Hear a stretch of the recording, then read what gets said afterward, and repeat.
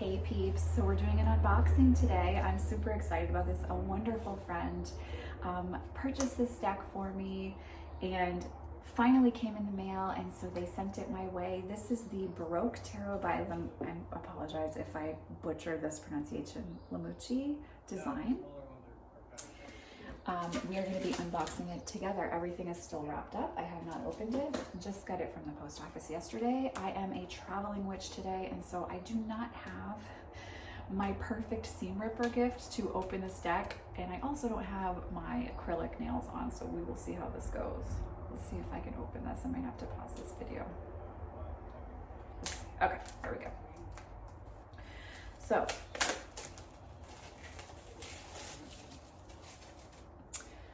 first thing, the box has a really nice matte feel.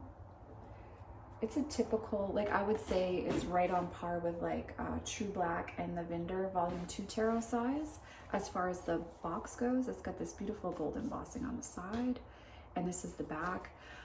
Really what stuck out to my friend and I was the artwork and how beautiful it was, with still like kind of traditional Rider-Waite-Smith, and so that's what really called to us. So here's the inside, but the matte finish on the box is really nice.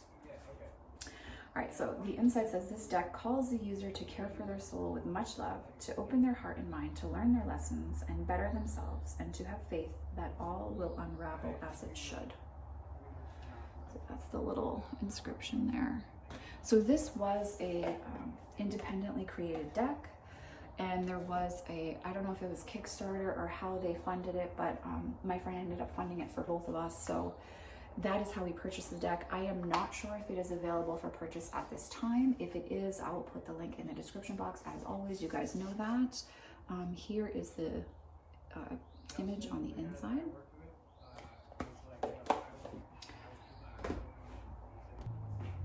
All right, guys, so we have gold gilding on the edges, really beautiful.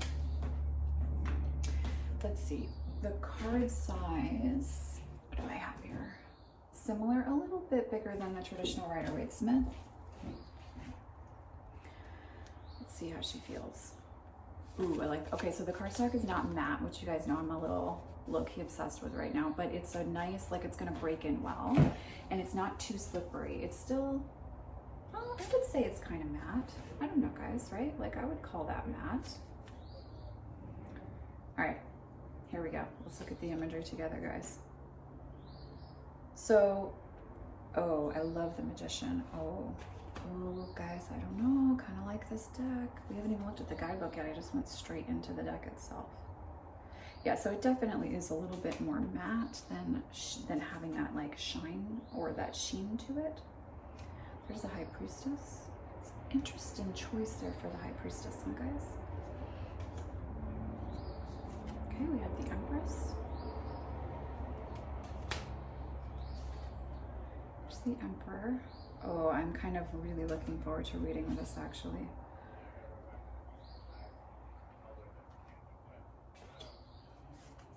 Here's the Lovers. The Chariot. Oh, interesting, all of the floral work around the Lion and the Maiden and the Strength card. The Hermit. Wheel of Fortune. Justice. So it is pretty much like straight up Rider-Waite-Smith. If you're new to tarot, you're going to be able to work with this very easily. Oh, I like the Death card, guys. Temperance is lovely.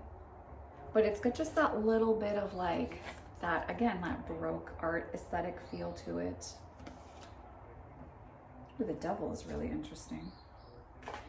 That is nice. It's fun, right? I mean, it's one of those decks that I think is going to read really cleanly, like straight up clean Rider-Waite-Smith read. Just the artwork a little different and more enjoyable for me as the reader to connect with than the traditional Rider-Waite-Smith imagery. I love that there's no borders. I really like the cardstock. Like I'm feeling the cardstock. It's gonna break in really, really well.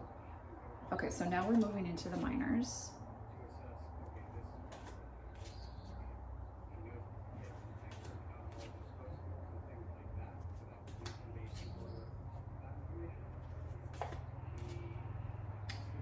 Starting with Pentacles here.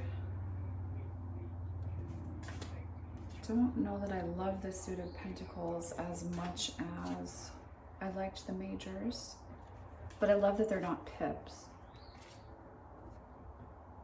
Okay, it's hard to tell if the Nine of Pentacles is male or female. There's the 10. It's interesting because the faces are kind of blurred, or there are masks, which in a way does allow you to like put the significance upon it that you want to for your personal story, or if you're reading for someone else for their story. So now we move into the Suit of Cups. Oh, interesting with the Two of Cups there. Yeah, it's like very straight up Rider-Waite-Smith. So you could absolutely work with this deck if you are brand new to tarot. All you would need is the guidebook and then a nice intro to tarot book with you, and you would be fine in connecting with this. You know, and you could really work with any intro to tarot book that you felt called to very easily, because this does follow the Rider-Waite-Smith imagery very strictly. You know, my first feeling looking at the deck is I think it's a great Rider-Waite-Smith deck, and it will be really, really easy to read with and give me as the reader, oh, I like that Knight of Cups, guys. That's kind of pretty. A nice change of pace when, you know, when we need that. If you read regularly for people, you have to mix up the artwork sometimes because it can get stuck. You know, as the reader, you can get really stuck in a rut with your card meanings, but also if you read intuitively the way I do, I like to use specific decks based on each client. So each client gets their own deck choice for each reading. I don't have like a blanket deck that I use for everybody. That's always chosen intuitively. So having a deck like this is nice because once I come to understand this deck's individual personality, then I'll know better which client it's meant to work with as well. So now we're into the Suit of the Wands here.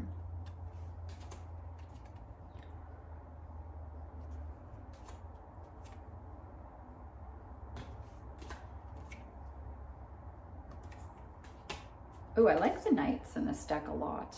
I am a fan of the Knights. You really get the sense of action that comes with that air element. And I'm going to show you a few from the Ace of Swords, a few from the Swords element. And then I will leave a few up to, you know, you guys to find if you decide to purchase the deck as a surprise. Here's Three of Swords. You guys know that that's always like a defining card image in any deck for me. I actually really like this. I like when people leave Three of Swords the way the Three of Swords is for the most part, because it's such vivid imagery. I think even people who don't even know what tarot is or haven't even really looked at a tarot deck can understand the meaning of the Three of Swords just by looking at that imagery. So I will stop at the actually I'll stop at the Eight of Swords. We'll stop at the Eight of Swords here. So I'm going to show you guys the guidebook, and then I'll just share first thoughts. Did I show you guys the backing? That's that embossed backing, really beautiful. This deck feels amazing in the hands. Like, this is going to be a joy to shuffle and to break in and to work with. So let's go to the guidebook. Okay, so we don't have multiple languages like a Scarabeo deck.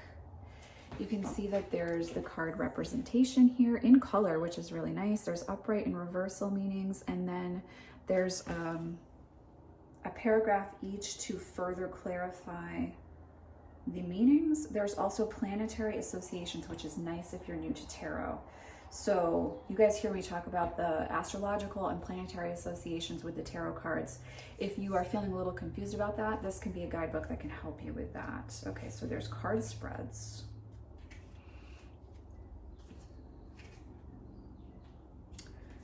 Okay, so the Baroque Tarot is the second Kickstarter from this group. So it was a Kickstarter project. It's a gold foil deck that expresses and celebrates the divine, seeking salvation from the dark and the path from poverty of the soul to spiritual richness and fulfillment. When it comes to soul care, it's important to acknowledge pain, lonesomeness, and darkness. Acknowledgement and actively working through the hardship rather than denying the hardship are some of the steps towards healing. The deck depicts our mortality and our higher guides wishing to help us. It has a certain cold and warmth to it, a ray of salvation and a prompt to worship and love this spiritual journey. I would definitely agree with that, you do feel like a coolness and a warmth to this deck as you're looking at the imagery, which is, I mean, both of those aspects are a part of life, right? So we don't want to only feel warmth from a deck, we want the truth of the situation when it comes to tarot. So I do think that's a very accurate expression on the creator's part of what the deck feels like. It has a very interesting energy, and like I said, it's very clear and straight to the point, it feels like, as far as the artwork goes. So I will do a full review after I've spent some time with it. And I will share some insight with how I feel the deck works and the type of spreads and tarot work the deck likes to show up with. Oh, I should say, it did also come with a few little gifts. So I don't know if this was just for the Kickstarter backing. I don't know if you purchased the deck now, if you would get these, but I'm going to show you them just because they're here. And it looks like you could string these if you wanted to. So there's this little feather. There's a yes and a no coin here. And there's also this cute little pin. Let's look at this. I like this pin here.